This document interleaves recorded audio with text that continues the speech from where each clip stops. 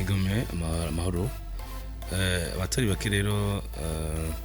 abamumva mu ndirimbo zo ngo nzosiga nteye ikigabiro ngo kizobe ikibukiro cy'urukundo rwacu mu ndirimbo ariko rero hari ibintu byinshi kumburi tutari tuzi ku kigabiro arivyo nari nifuje ko uyu munsi turabira hamwe iyo rero mbega umuntu avuze ikigabiro umuntu yategerezwa gutahura iki nuko ku munsi w'imikwa ry'umwami rero hari imigigwa rero yategerezwa kugirwa umuntu mbere yo kugaragaza ko yashitse ku ngoma vy'ukuri umwe muri yo rero harimo gutera ikigabiro igiti kiranga intwaro ya cami tugarutse gato kuri uwo mugigwa hamwe n'akandi kamaro ico giti cari kimaze vyongera kuco vyari bimaze ku ntwaro ya cami twisunze rero indangura kintu itangwa na Pascal Ndayishunguje mu gitabo ciwe ciswe l'intronisation d'Ibami au Burundi na Spirit de la Monarchie Sacrée kuvuga yimikwa rya mu Burundi ishigwaho y'umugigwa uhezagiwe niko tuvuga izindi kigabiriro ryo barikomoka muri vuga kugaba bisigura rero kuganza canke gutwara nayo rero kugamwigisha muri kaminuza y'u Burundi akaba n'umuhinga mu vyakahise ku Burundi tukuvuga umwigisha Mworoha Emile nawe yongera ko avuga ko iryo jambo risigura ahantu umwami yatangira ibimazi naho rero ikigabiro tugiha izo ngangura kintu cyose tugikeneye twabikwiye kumenya by'ukuri ubwa mbere na mbere nuko ari igiti gitegwa n'igiti cy'umumanda rero canke cy'umuvumu bivanye nuko citwa ko ngo kumanda gishobora kandi kuba ari n'umurinzi ibiti rero vy'Imana muri rusangi biba binini kandi bimara imyaka myinshi ariko rero naho coba gito canke kinini ikigabiro n'ikimenyetso c'imikwa y'umwami kanaka kuko umwami rero ngo yimikwa giwe rigeze yarafata umwanya wo gutera ikigabiro ngo kibe ikimenyetso c'ubwami bwiwe kuburyo n'abazoza nyuma yiwe bazotahura by'ukuri ko hari umwami yateye ikigabiro mu ico kibanza ati muti ikigabiro categwahe ikigabiro rero byinshi tubisanga inkondo nico kibanza byari biteguriwe neza na neza rero hitwa Irubumba categwa rero ku munsi w'imikwa ry'umwami nkuko rero bivugwa n'umwigisha muri kaminuza y'u Burundi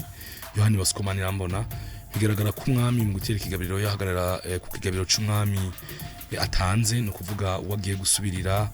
yabarise kenshi maze akarasa rero urumambo aho ruguye kabariho rero baca batera ikigabiro ciwe yarasa urumambo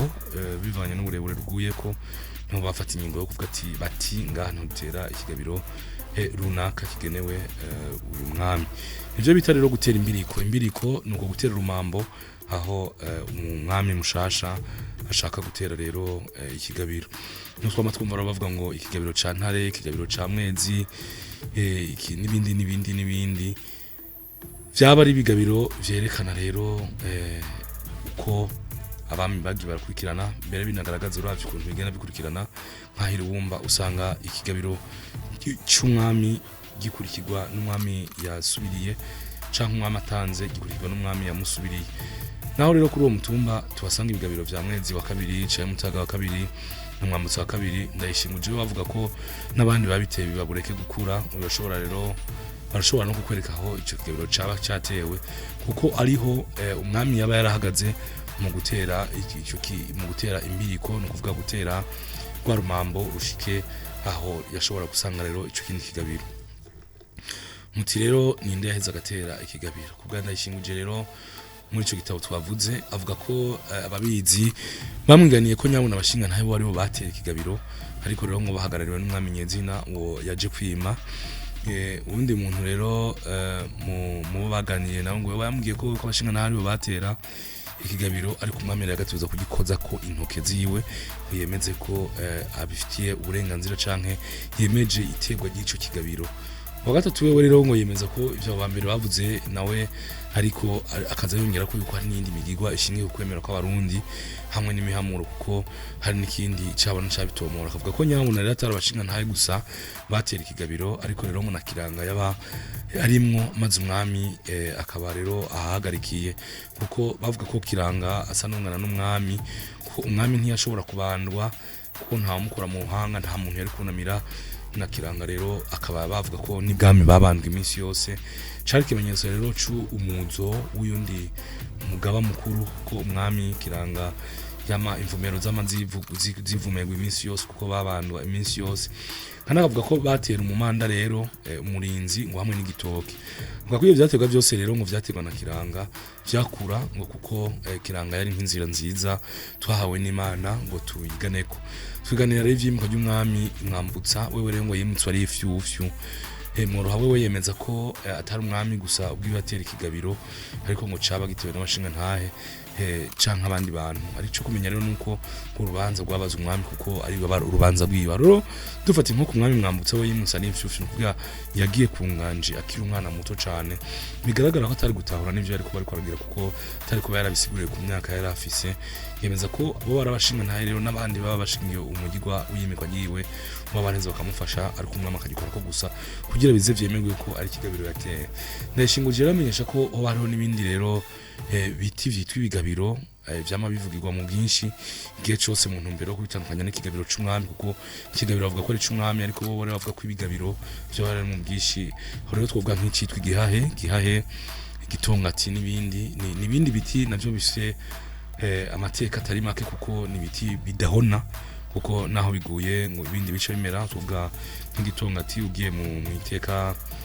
iteka rya Mpotsa hambwa bagabekazi ahatari hake usanga nuno munsi inkatemwa zaho bagabekazi twarabisiguye ko umugabekazi ari umuvyeyi yavyaye umwami kandi avyarana n'umwami umwami yimye yari umwana wiwe kandi urumva bari n'umwami kazi muheza rero akitwa umugabekazi bahambwa rero ahantu naho yarije urabona bamwe batwagwa mu Kayanza ariko nabo bagatwagwa hagati na hagati mu Burundi mwiteka rya Mpotsa naho usanga ahatari hake hari bitongati bigaragaza kuramba canke kubaho ko bagabekazi igihahe naco nyene n'igiti naco kiva amata niko twovuga uburemba ndikitigira cuma naco ubwacu naho ba hari no mu bugaragwa kuko nimwe mu biti biboneka mu bugaragwa kine tuvuga ni ivy'igiti nk'iterambere ry'umurundi kuko ikigabiro wa umana cyangwa umuvumo rero nticari kimenyetso cy'ubutegetsi gusa camandanya rero cerekana n'intwaro kanaka kavuga ko umwami rero yashengeye ngo ntiyapfa ngo azimangane yaguma rero yagumaho kuko ngo yaguma rero agaragarira muri ico giti naryo rero cyo cavamo ngo isato bavuga ko umwami yaba yarihinduye akagaruka kubaho ari umuntu asanzwe wazi ko igiti cari gifite agaciro mu buzima bwa kiremwa muntu kuko n'umurundi wese yabizogira byose bwakibinda bikozwe biti canje canke nibweje bijewe no gibinda biri bwamoroha rero ngo bigaragara ko barundi rero mu iterambere rya bigiti kiza imbere inzu nyinshi zarimo rero inzu ntonto n'azabanenzi bwami zarimo rero zubakwa n'ibiti hariho tuvuga nk'ishwa vy'igiti c'umumanda navyo nyene bakomamwo impuzu z'ibiti naho murinzi rero caba ari igiti ngo kindi gitiro c'Imana cadukingira kama twibutsa rero gukomeza kwambaza Imana duciye kuri kiranga Imana mu bantu abantu buzuye ubuntu ego nivyo hanene nifuje ko turabe hamwe itandukaniro hagati y'ikigabiro kuko ikigabiro bavuga ko ari umwami ariko ibigabiro rero bikaba bishobora kuvuga muri bwinshi bishoboye kuba ari ivyo abantu basanzwe ko ndabashimire cyane tutirikana ko kubaho k'umuntu kubaho k'umuntu igiti gifite uruhara runini natwe dufuye kumba tufuye kuri ifumbire y'ibiti kugira ejo canke ejo batera ibiti aho twabaye umuntu azovuga ati hari umuntu yabaye kubera igiti kanaka murakoze cyane Kazoza FM, be your own boss.